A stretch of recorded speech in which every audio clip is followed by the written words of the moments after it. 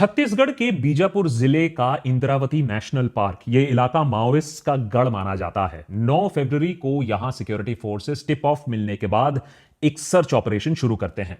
सुबह 8 बजे नक्सली और सिक्योरिटी फोर्सेस आमने सामने आ जाते हैं। दोनों तरफ से फायरिंग शुरू हो जाती है। शाम के 4 बजे तक फायरिंग चलती है और अंत में 31 माओइस्ट मारे जाते हैं। 2 पुलिस अफसर भी उनकी जान भी जाती है। हाल ही के दिनों में यह सबसे बड़ा एंटी माओइस्ट ऑपरेशन माना जाता है। सिक्योरिटी फोर्सेस को एनकाउंटर साइट से ही AK-47 इंसास और 303 राइफल्स और ग्रेनेड लॉन्चर्स भी मिले।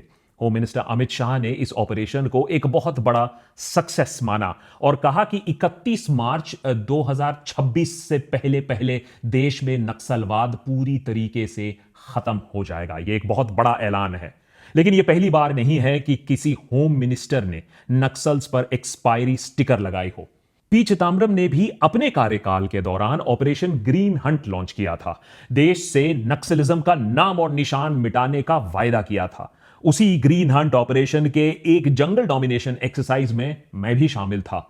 सीआरपीएफ कोया कमांडोज के दस्ते के साथ पूरे 3 दिन दांतेवाड़ा के जंगलों में हम घुसकर नक्सलियों की तलाश कर रहे थे। एनकाउंटर भी हो सकता था। वहां जंगलों में घुसकर नक्सलियों को ढूंढना कितना मुश्किल होता है, यह मैंने अपनी आंखों से देखा है। इसीलिए पूरी सरकारी मशीनरी का इस्तेमाल करने के बावजूद, लंबे समय तक ऑपरेशन ग्रीन हंट चलाने के बावजूद नक्सलिज्म को खत्म नहीं कर पाया गया। उल्टा दांतेवाड़ा में 6 अप्रैल 2010 को नक्सल्स ने सीआरपीएफ के एक पूरे दस्ते को एम्बुश करके 76 सिक्योरिटी पर्सन्स को जान से मार दिया। भारत के इतिहास में सबसे खौफनाक, खतरनाक और डेडली नक्सली हमला था और बहुत ही इंटेलिजेंटली इसको प्लान किया गया था। लेकिन क्या इस बार सरकार कामयाब रहेगी या फिर से ओवर कॉन्फिडेंस का शिकार बनेगी नरेंद्र मोदी सरकार? जमीन के नीचे लैंडमाइन, आसमान में drone, gun fights, encounter killing, torture, propaganda, ये सब चाइना या पाकिस्तान बॉर्डर पर आज नहीं चल रहा है। हिंदुस्तान के बीचों बीच ये सब हो रहा है। हमारे देश का सबसे बड़ा अंदरूनी खतरा नक्सलवाद के खिलाफ। और फाइनली ऐसा लगता है कि सरकार को सफलता मिल रही है। नक्सल्स का कंट्रोल कम हो रहा है। पहले जो हमारे देश में एक रेड कॉरिडोर था, आज वो सिर्फ सदर्न छत्तीसगढ़ के कुछ इलाकों तक सिमट कर रह गया है। और इसी गढ़ में घुस घुस कर सिक्योरिटी फोर्सेस आज रेड मार रहे हैं। पर इससे पहले भी ऐसा हो चुका है। ऑलमोस्ट खत्म होने के बाद भी नक्सल मूवमेंट फिर से जिंदा हो गया था। तो सवाल यह उठता है कि ऐसा क्या है नक्सलियों में जो एक न्यूक्लियर पावर्ड इंडिया, हथियार से लैस भारत दशकों से प्रयास करने के बावजूद उन्हें खत्म नहीं कर पा रहा है? अर्बन नक्सल का झुंझुना तो आपने खूब सुना होगा, लेकिन असली नक्सल होता कौन है? क्या हमें पता भी है उनके बारे में? क्योंकि पाकिस्तान से तो नहीं आते हैं हमारी ही सरजमीन से। तो उन्होंने बंदूक क्यों उठाया? अपनी देश के खिलाफ बगावत क्यों उन्होंने लॉन्च की? इस बात पर ज्यादा डिस्कशन नहीं होता है। बस्तर पर प्रोपेगेंडा मूवी तो बन जाती है, पर ग्राउंड रिपोर्टिंग बोले तो ना के बराबर होता है। क्या 1 साल में अब नक्सलवाद एकदम खत्म हो जाएगा? यह तो 1 साल में ही पता चलेगा। पर आज के वीडियो में इस फसाद की जड़ को समझने की कोशिश करेंगे। कुछ ऐसे सवाल उठाएंगे जिसे आजकल उठाया नहीं जाता। यूसी पॉलिटिकली कन्वीनियंट नहीं होता है और इनके जवाब ना आसान नहीं होते हैं, थोड़े कॉम्प्लिकेटेड होते हैं। नक्सलवाद की विचारधारा क्या है? इनकलाब या आतंकवाद? आखिर है क्या इनकी सोच? कोई इंसान, अपनी सरकार, अपने देश के खिलाफ बंदूक उठाता क्यों है? उद्देश्य क्या है इनका? भारत को तोड़ने का? चाइना से फंडिंग है? और क्या सही में नक्सलवाद अपनी आखिरी सांसें अब गिन रहा है? इस बार भारत सरकार ने ऐसा क्या सीख लिया उनको हराने के लिए? क्या यह सिर्फ एक लॉ एंड ऑर्डर की समस्या है कि बंदूक से हमने सॉल्व कर दिया, या इसकी कहानी बहुत ज्यादा और गहरी है? देशभक्त पर आज असली नक्सल स्टोरी के बारे में बात करेंगे जो टीवी और मूवी स्क्रीन पर आपने कभी ना देखी हो। कहानी की शुरुआत होती है 1967 में। देश की मेजॉरिटी जनता कृषि क्षेत्र में काम कर रही होती है। काम, कमाई, सोशल लाइफ, हर चीज खेत से ही जुड़ी होती है। मगर खेत तो जमींदार का ठहरा। हर स्टेट में जमींदारी अबॉलिशन, लैंड रिफॉर्म का कानून तो था, लेकिन कागज पर, क्योंकि बेनामी प्रॉपर्टी ही चल रहा था। जमींदार अपने बेटे, बहू, नौकर चाकर के नाम पर जमीन का रजिस्ट्रेशन कराकर बच निकलते थे। लोकल लेवल पर जमींदारों का इतना दबदबा था, बाहुबली थे, कि अगर कोई नियत वाला सरकारी अफसर आए भी ना, वो कुछ खास कर नहीं पाता। तो जो जमींदारी जो प्रथा सैकड़ों सालों से चली आई थी, आजादी मिलने के बाद भी वो प्रथा अनफॉर्चुनेटली कायम थी। जमींदार आम आदमी पर हर चीज पर टैक्स लगाता, मुफ्त की मजदूरी कराता और अक्सर आम महिलाओं के साथ बर्बरता भी होती। जमींदार ज्यादातर अपर कास्ट से थे और सबसे ज्यादा जो जुल्म ढाया जाता था वो दलितों पर और आदिवासियों पर होता था। आम आदमी किसको शिकायत करे, कोई था ही नहीं, क्योंकि जमींदार हो, सेठ हो, पुलिस हो, सब आपस में मिले हुए थे। 1961-62 का ये डेटा देखिए, देश की 50% रूरल पॉपुलेशन के पास सिर्फ 3.31% जमीन थी। बाकी और गधा मजूरी कर रहे थे जमींदारों के लिए। और टॉप 10% के पास 54.6% जमीन थी। वैसे आज भी वेल्थ डिस्ट्रीब्यूशन का मामला उतना ही पेचीदा है। 1%, टॉप 1% के पास लगभग सारी संपत्ति है। अब इस कॉन्टेक्स्ट में बंगाल के दार्जिलिंग जिले में एक जमींदार एक किसान को उसकी जमीन से इलीगली बेदखल कर रहा था और जमींदार के लोग किसान को बुरी तरीके से पीटते हैं। इलाके के संथल आदिवासी किसान जो थे वो आक्रोश में आ जाते हैं, तीर कमान लेकर प्रदर्शन करने लगते हैं। सरकार ने पुलिस भेजी और प्रोटेस्टर्स और पुलिस भिड़ गए। 24 मई 1967 को एक पुलिस अफसर की मौत हो जाती है और फिर 25 मई 1967 को नक्सलबाड़ी गांव के पास पुलिस ने प्रदर्शनकारियों पर गोली चला डाली। 8 लोग मारे गए, जिसमें 2 बच्चे भी शामिल थे। एक जवान लड़के की भी मौत हो जाती है। दार्जिलिंग के एसपी ने इस घटना पर लिखा कि कई नेता दूसरे इलाकों से भी आए थे, भिड़ गए थे, मामला पॉलिटिकल बन गया था। मगर ढंग से जमीन बंटवारा हुआ होता तो मूवमेंट को इतनी हवा नहीं मिलती। ये लाइन इंपॉर्टेंट है, याद रखिएगा, क्योंकि मूवमेंट को हवा तो मिल गई। कोलकाता में 22 अप्रैल 1969 चारू मजुमदार के नेतृत्व में communist party of India Marxist Leninist या सीपीआईएमएल की स्थापना होती है। पार्टी का मानना था कि हिंदुस्तान में असली आजादी तभी आएगी जब सरकारी यंत्र यानी सेठ हो, जमींदार हो, ये इनके हाथों में ना हो, ये मजदूर किसान के हाथ में हो, इंस्ट्रूमेंट ऑफ स्टेट। और ये सिर्फ पॉसिबल है एक आर्म्ड कम्युनिस्ट इनकलाब या एक रेवोल्यूशन से ही यह संभव हो सकता है। अब यह बहुत खतरनाक विचारधारा है और इस विचारधारा को ही नक्सलवाद बुलाया गया। कई स्टूडेंट्स क्यूबा, वियतनाम जैसे कम्युनिस्ट इनकलाब मूवमेंट से इंस्पायर होकर पार्टी ज्वाइन करने लगते हैं। सीपीआईएमएल सुप्रीमो चारू मजुमदार ने total annihilation of class enemy की स्ट्रेटेजी अपनाई, यानी गांव के जमींदार हो, सेठ हो या यहां तक पुलिस ऑफिसर को भी बेशर्मी से, बेरहमी से मार डालो, उन्हें काट डालो। लेकिन गांधी जी के अहिंसा की शक्ति को जो ना समझे उसे उसका नतीजा जरूर भुगतना पड़ता है। खुलेआम इस तरीके से धमकी देना, खुलेआम इस तरीके से वायलेंस का कॉल देना दे देता है एक एब्सोल्यूट रीजन कि प्रधानमंत्री Indira Gandhi Operation Steeplechase launch करे। बोलने के लिए तो ये एक मिलिट्री ऑपरेशन था, लेकिन इसमें आर्मी का भी कंट्रीब्यूशन था। तो जब इतनी फोर्स में जब मिलिट्री ऑपरेशन होता है तो सीपीआईएमएल के काडर टिक नहीं पाते हैं। 1972 में चारू मजुमदार की हिरासत में मौत हो जाती है। कहने को तो नक्सलिज्म यही खत्म हो जाना चाहिए था, लेकिन देखिए आलम क्या है कि 50 साल बाद भी हम इसी चीज के बारे में बात कर रहे हैं। इसको खत्म करने की प्लानिंग नई दिल्ली के हाईएस्ट ऑफिस में हो रहा है। क्यों? क्योंकि चारू मजुमदार तो मर गया, लेकिन जमींदारी का जुल्म तो था, वो चलता रह गया और इस जुल्म के खिलाफ और ज्यादा आवाजें उठने लगी। आंध्रा के श्रीकाकुलम के आदिवासियों ने हथियार उठाया, बिहार के भोजपुर में दलितों ने भी हथियार उठाया। इतने ताकतवर सिस्टम और सरकार के खिलाफ बेसिक हथियार उठाना वैसे तो जेल या मौत को न्योता देना होता है। तो सवाल यह उठता है कि किसानों ने यह काम किया क्यों? गलत मत समझिए, आइडियोलॉजी का रोल था, लेकिन आइडियोलॉजी से ज्यादा डेस्परेशन का एक एलिमेंट था। 1947 और 1997 के बीच में माइनिंग और डैम प्रोजेक्ट्स के चलते ही देश में 5 करोड़ लोग डिस्प्लेस हुए थे, जिसमें 40% आदिवासी थे। कल को आपके घर पर कोई आता है और बोल देता है, घर तोड़ देता है कि भैया यहां शहर बसने वाला है, रोड बसने वाली है, आपकी यहां जरूरत नहीं है, तुम यहां से हटो, कहीं और जाकर बस लो, तो आपको कैसा लगेगा? कहीं ना कहीं गुस्सा एक था जो लाजमी था, एक बेबसी थी, जिस पर ऑफ कोर्स नक्सल पार्टीज ने इसे अपना बेस बनाया।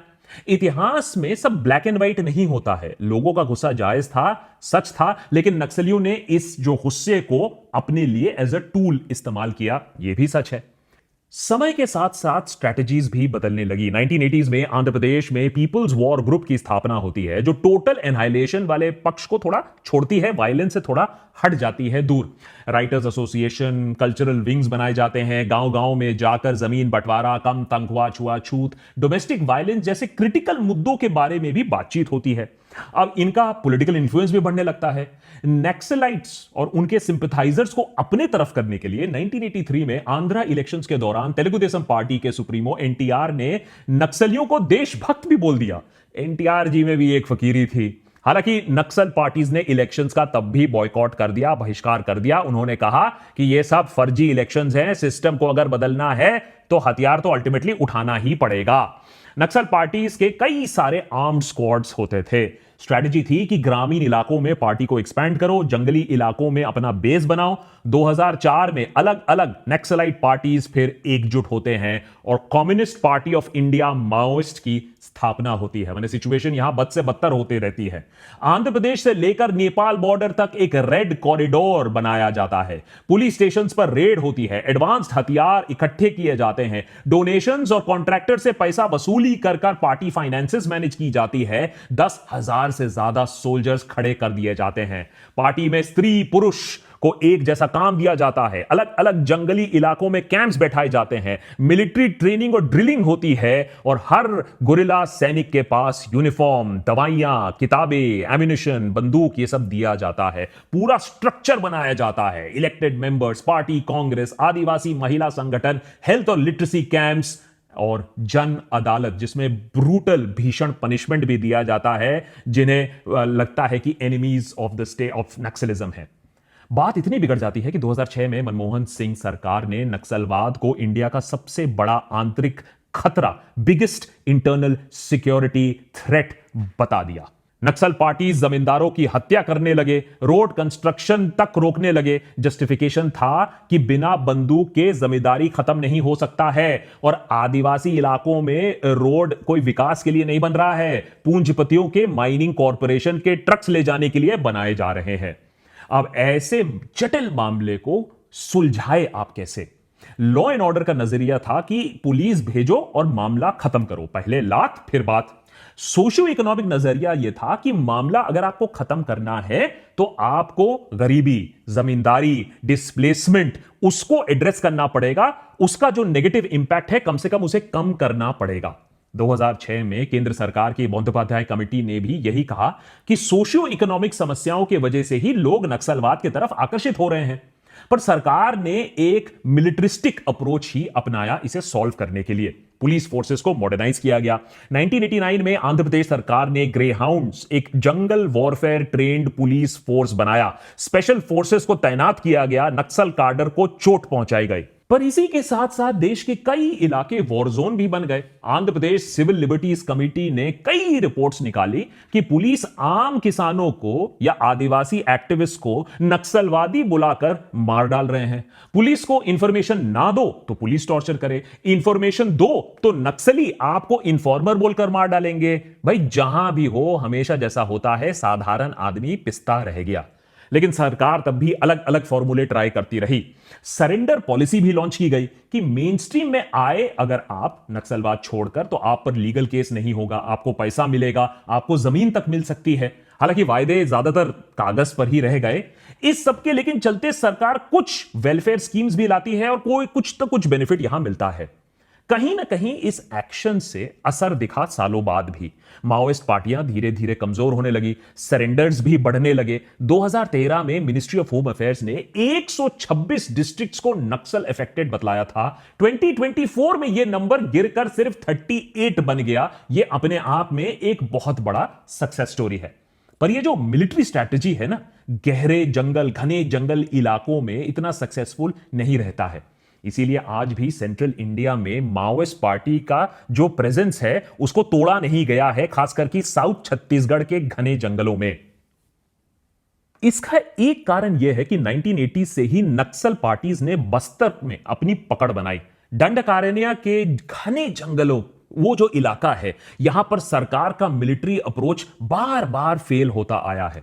2005 में सरकार ने इसीलिए साल्वा जदूम मूवमेंट चलाया। यहां सरकार ने कहा कि लोकल आदिवासी नक्सलवादियों से तंग आ चुके हैं, खुद उनके खिलाफ बंदूक उठाना चाहते हैं, हम तो बस उनकी मदद कर रहे हैं, उन्हें ट्रेनिंग दे रहे हैं। पर ग्राउंड में सच्चाई कुछ और ही थी। अलग अलग सिविल लिबर्टी ऑर्गेनाइजेशंस द्वारा पता लगाया गया कि सीआरपीएफ और लोकल पुलिस आदिवासियों को जबरदस्ती अरेस्ट करके उन्हें सल्वादूम में ज्वाइन करा रही है, उसे एक हिस्सा बना रही है। इस एंटी नक्सल ऑपरेशन, इस एंटी नक्सल मिलिशिया का एक पार्ट बनाया जा रहा है जबरन तरीके से। एक्टिविस्ट का एलिगेशन यह था कि बीजापुर के फॉर्मर एसपी ने अपने पुलिस स्टेशन को मैसेज भी भेजा था, साफ साफ गांव वालों को बता दो कि एक दो बार अच्छे से कहेंगे कि भैया इस मूवमेंट के साथ जुड़ जाओ, अगर नहीं जुड़े तो तीसरे बार सीधा आकर गांव में आग लगा देंगे। ऐसे कई गांवों में आग लगा दिया गया, उन्हें जला दिया गया। हजारों मासूम गांव वालों मजबूर होकर घर बार छोड़कर, गांव छोड़कर सरकारी सिक्योरिटी कैंप्स में रहने लगे। यानी जिन लोगों को सरकार नक्सलवाद से बचाने के लिए गया था, जिन्हें बचाने का दावा कर रहा था, उन्हीं को मार मार कर उनकी हालत भरता कर दी, उन्हें अपने इन कैंप्स में बैठा दिया। 16-17 साल के बच्चों तक को सल्वा जदूम के तहत स्पेशल पुलिस ऑफिसर्स बना डाला। आदिवासी महिलाओं पर सेक्सुअल असॉल्ट्स के बहुत सारे रिपोर्ट्स भी सामने आए। हालात इतने खराब हो गए कि 2011 में जाकर फाइनली सुप्रीम कोर्ट ने सल्वा जदूम को बैन कर दिया। तो जैसा कि हमारे देश में और हमारे देश के इतिहास में अक्सर होता आया है, जिस फोर्स को शांति बहाल करने के लिए भेजा जाता है, उनकी एक्शंस, उनकी गतिविधि की वजह से सिचुएशन और भी ज्यादा बिगड़ जाती है। सल्वा जदूम फेल कर गया, लेकिन सरकार का militarise law and order approach तब भी रुकता नहीं है। 2009 में शुरू होता है ऑपरेशन ग्रीन हंट। पूरे 50,000 से ज्यादा सीआरपीएफ ट्रूप्स को रेड कॉरिडोर में डिप्लॉय कर दिया जाता है। स्ट्रेटजी थी कि इनके इलाके में घुस के माओइस्ट को भगाओ या मार डालो, फिर वहां मिलिट्री कंट्रोल एस्टैब्लिश करो, फिर डेवलपमेंट स्कीम्स लाओ। UPA home minister P Chidambaram ने 2010 में कहा कि बस 2-3 साल की बात है, नक्सलवाद पूरी तरीके से कंट्रोल में आ जाएगा। पर 2-3 साल तो खत्म हो गए। प्रॉब्लम था ओवर कॉन्फिडेंस का, नक्सलवाद तो खत्म नहीं हो पाया। एरिया डोमिनेशन की स्ट्रेटजी उस लेवल तक काम नहीं कर पाई। क्यों? क्योंकि एक नक्सलवादी का सबसे खतरनाक हथियार उसका बंदूक, उसका AK-47 नहीं, उसका कार्बाइन नहीं, उसका पब्लिक सपोर्ट होता है। और यह सपोर्ट सिर्फ मिलिट्री प्रेजेंस से खत्म नहीं हो जाता है। एक नक्सल कार्डर ज्यादातर अपने इलाके का एक लोकल ही होता है, उसके पास ट्रेन का एक बेटर नॉलेज, बेटर समझ होती है, लोकल भाषाओं उसे ही आता है, और सालों से गुरिल्ला वॉरफेयर का तजुर्बा भी उसे होता है। और लोकल जनता का कहीं ना कहीं किसी ना किसी लेवल पर सपोर्ट भी उसे मिलता है। वो जनता के साथ घुल मिल जाता है, वही जनता उसे अपने घर में शरण भी देता है, खाना भी देता है, इंफॉर्मेशन भी देता है। और ये हालात सोशियो इकोनॉमिक हालात के वजह से ही बनते हैं, ये परसेप्शन के वजह से बनते हैं कि नक्सल उन जंगल, जमीन और लोगों और आदिवासियों के हक के लिए ही सिस्टम के खिलाफ लड़ रहे हैं। और सल्वा जदूम के चलते सरकार पर और भी ज्यादा एंटी आदिवासी एक छवि उनकी बन गई थी। माओइस्ट पार्टी वैसे में भी ये प्रोपेगेंडा बार बार फैलाते रहते हैं कि बड़ी कंपनीज माइनिंग प्रोजेक्ट्स लगाना चाहती है, आदिवासियों की जमीन छीनना चाहती है, उसी लिए ये विकास का ये जुमला लेकर गांव गांव में घुस रही है, जंगल में घुस रही है और MOU साइन कर रही है। तो इस मिलिट्री अप्रोच की वजह से कहीं ना कहीं सरकार को और देश को और भी ज्यादा खामियाजा भुगतना पड़ा। टैक्स का पैसा कहां कहां खर्च हुआ आप देखिए, ह्यूमन राइट्स वायलेशन कहां कहां हुआ, और उसी के साथ साथ कितने लोगों की जान गई जो बचाया जा सकता था। जैसे 6 अप्रैल 2010 को एक सीआरपीएफ के दस्ते को दांतेवाड़ा जिले में एक एरिया डोमिनेशन एक्सरसाइज खत्म करने के वक्त, कैंप में वापस जाने के वक्त भोर सवेरे उसे आईईडी ब्लास्ट से उड़ा दिया जाता है। दस्ते का आर्मर्ड व्हीकल तबाह हो जाता है, एक तरफ से फायरिंग शुरू हो जाती है। कुछ जवान पास के पेड़ों में छिपने की कोशिश करते हैं, कवर लेने की कोशिश करते हैं, लेकिन वहां सोच समझकर लैंडमाइंस बिछा दिए गए थे पहले से ही, तो बाकी के वहां मारे जाते हैं। माओइस्ट कार्डर की गोलियों के शिकार हो जाते हैं। इस एम्बुश में टोटल 76 जवानों की मौत होती है। यह देश के इतिहास में सबसे घातक नक्सलवादी हमला होता है। मई 2013 में दरभा वैली एम्बुश में माओइस्ट पार्टी ने छत्तीसगढ़ कांग्रेस पार्टी के कई टॉप लीडर्स को सीधा खत्म कर दिया, मार डाला। इनमें महेंद्र कार्मा भी शामिल थे, जिन्होंने साल्वाडोर की स्थापना की थी, उसमें एक की रोल निभाया था। तो अमित शाह का ये 31 मार्च 2026 डेडलाइन क्या ओवर कॉन्फिडेंस है या पुरानी गलतियों से सीखकर एक कैलकुलेटेड स्ट्रैटेजी का एक नतीजा है कि वो इतना कॉन्फिडेंट है? कुछ मामलों में बेशक इंप्रूवमेंट हुई है। 2017 में बीजेपी ने समाधान स्कीम लॉन्च किया, जिसके बाद टेक्नोलॉजी और वेपन मॉडर्नाइजेशन पर काफी ध्यान दिया गया है। छत्तीसगढ़ सरकार बस्तर फाइटर फोर्स बना चुकी है। स्पेशलाइज्ड एंटी नक्सल स्क्वाड्स इसमें होते हैं और वो लोकल लोगों से ही रिक्रूटेड होते हैं, जो लोकल भाषा, लोकल टेरेन समझते हैं। सिक्योरिटी फोर्सेस का कोऑर्डिनेशन भी आज बेटर हो चुका है और उनके पास भी अब दशकों पुराना गुरिल्ला वॉरफेयर का एक्सपीरियंस है। याद रखिए, ये पाकिस्तान और चाइना से लड़ने जैसा नहीं है। गुरिल्ला वॉरफेयर और जंगल वॉरफेयर अपने आप में ही एक आर्ट ऑफ वॉर है, एक कला है, जिसके लिए अलग ट्रेनिंग स्कूल की दरकार होती है। उधर माओइस्ट पार्टी की मिलिट्री प्रॉब्लम्स भी बढ़ती गई हैं। रेड कॉरिडोर आज सिमट चुका है, फाइनेंसेस सूख चुकी हैं, रिक्रूटमेंट कम हो चुका है और लोगों में भी उनके खिलाफ अब आक्रोश बढ़ रहा है। तो अमित शाह के सामने जो सिचुएशन आज है वो 2005 या 2010 से काफी अलग है। आज सरकार के helicopters, unmanned drones, radar imaging technology से माओइस्ट कार्डर उतनी आसानी से छुप नहीं सकते हैं। सिर्फ 2019 और 2024 के बीच में ही बस्तर में 100 पुलिस कैंप बैठा दिए गए हैं, जिनमें कई सारे माओइस्ट स्ट्रॉन्गहोल्ड के अंदर है। ऑपरेशन कगार के तहत अलग अलग कोम्बिंग ऑपरेशंस भी किए गए हैं और टॉप माओइस्ट लीडर को भी टारगेट किया गया है। जनवरी 22 को छत्तीसगढ़ उड़ीसा बॉर्डर के एक इनकाउंटर में 14 माओवादियों की मौत होती है। इसमें सीपीआई माओइस्ट के सेंट्रल कमेटी मेंबर चलापति भी शामिल थे, जिन्हें 2010 के दांतेवाड़ा एम्बुश का मास्टरमाइंड बताया जाता है। 2025 अभी शुरुआत ही हुई है और 80 माओइस्ट कार्डर की मौत हो चुकी है। तो ऑब्वियसली सरकार अभी कॉन्फिडेंट है, पर याद रखिए, अभी भी हजारों आर्म्ड कार्डर हैं माओइस्ट में। हर साल 500 माओवादियों को भी आप मार गिराओगे ना, तब भी एक दशक लग जाएगा सबको साफ करने में। इतना बड़ा गुरिल्ला आर्म्ड कार्डर है इनका, वो भी अगर आप कंसिडर ना करो कि कोई नया रिक्रूटमेंट ना हो। जो हजारों विलेज लेवल आर्म्ड मिलिशिया है, जो सिंपैथाइजर्स है, सपोर्टर्स है, उनकी मैं बात भी नहीं कर रहा हूं। तो मामला इतना सिंपल भी नहीं है। कितना सिंपल नहीं है मैं समझाता हूं। बस्तर के पत्रकार मुकेश चंद्राकर की नवंबर 2022 की यह रिपोर्ट देखिए।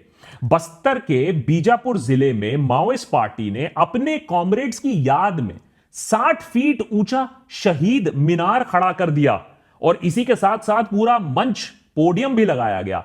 यह कंस्ट्रक्शन में पूरे 2 महीने लग गए और यहां माओइस्ट पार्टी का एक बड़ा प्रोग्राम भी आयोजित किया गया। लगभग 10,000 लोग के साथ यहां यह पूरा प्रोग्राम हुआ। अब हैरानी की बात यह है कि यह शहीद मीनार सिक्योरिटी कैंप्स और पुलिस स्टेशन से सिर्फ 15-20 किलोमीटर ही दूर है, लेकिन कुछ नहीं किया जा सका। यानी माओवादियों का आज भी एक सॉलिड सामाजिक आधार है। तो यह सवाल फिर उठता है कि सरकार को इस सामाजिक आधार को खत्म करने के लिए क्या करना पड़ेगा।